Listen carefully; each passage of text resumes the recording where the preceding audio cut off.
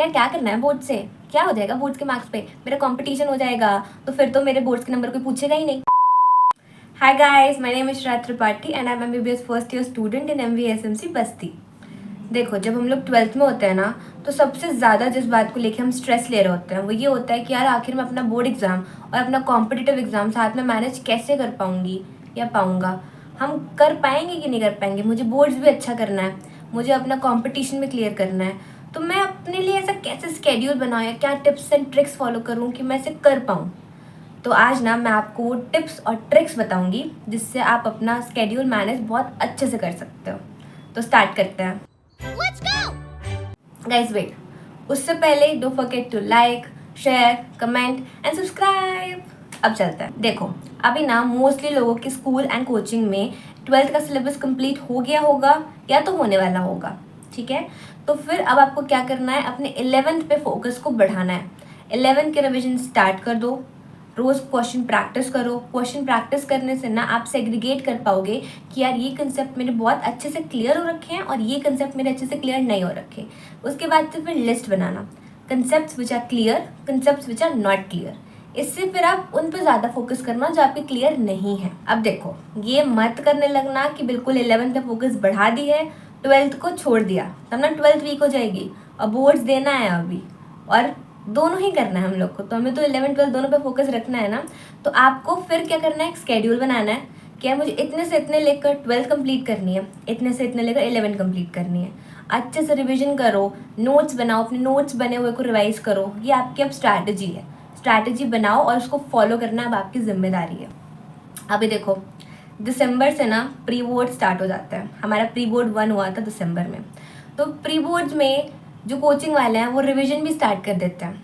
अब ये वाला प्रॉब्लम आ गई कि भाई मेरे को प्री बोर्ड तो करना ही है, ज़रूरी है वो तो, और साथ में मुझे अपना रिवीजन भी करना है। अब मैं कैसे मैनेज करूँ इसको। तो देखो, आपके 12th का जो रिवीजन है प्री बोर्ड के थ्रू हो जाता है। 11th का रिवीजन आपको खुद करना है। 11th का रिवीजन करो, अपने कोचिंग में अपने बैचमेट से बात करो, फिर सब लोग मिलकर टीचर से बात करो कि सर या मैम हमारा ये दिन पेपर है, तो इस दिन छोड़कर आप हमें थोड़ा गैप दो और फिर आप रिवीजन क्लासेस ऐसे लगाओ ताकि हम लोग अटेंड कर सकें। फिर जो भी आप कोचिंग जा रहे हो, जाने से पहले जो भी टॉपिक्स रिवाइज होने वाले हैं उसको अच्छे से रिवाइज कर लो पहले, मतलब उसको देख लो अच्छे से कि क्या है, क्या होने वाला है आज। इसके बाद से आपके माइंड में वो चीज़ ऑलरेडी है, तो फिर जब आप जाओगे रिवीजन करने तो बहुत जल्दी आपको समझ आ जाएगा, आप अच्छे से रिवाइज कर पाओगे उसको।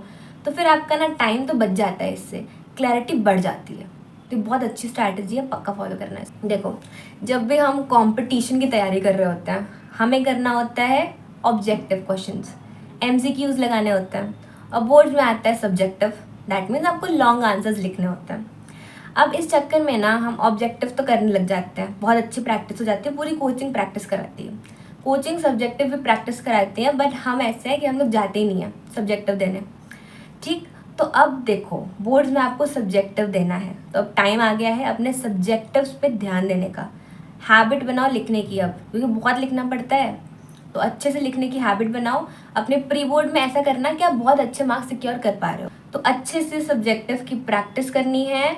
इससे आपका बोर्ड बहुत अच्छा हो सकता है। अगर आपको अच्छे से लिखना आता है तो फिर आप कर ले जाओगे यार, बस।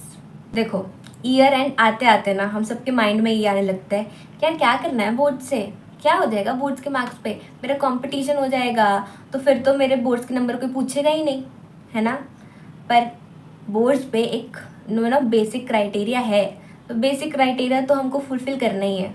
जो भी आपके कॉम्पिटिटिव एग्ज़ाम का बेसिक क्राइटेरिया होता है उसको तो फुलफ़िल करना है ना हम लोग को। पर अगर हमारे अच्छे परसेंटेज आती है तो हमें खुद ही में इतनी सेटिस्फैक्शन और हैप्पीनेस लगती है ना कि क्या बताऊँ। मतलब अगर आपके अच्छे नंबर आ रहे हैं, आपका रिज़ल्ट अच्छा आ रहा है, तो आपको अच्छा लगेगा। और अगर आप प्रिपरेशन कर रहे हो, आप किसी भी कॉम्पिटिटिव एग्ज़ाम की प्रिपरेशन कर रहे हो, आपकी बस सब्जेक्टिव की आदत छूटी है, कंसेप्ट तो आपको पहले से ही आता है, सॉल्व करना तो आपको पहले से ही आता है ना।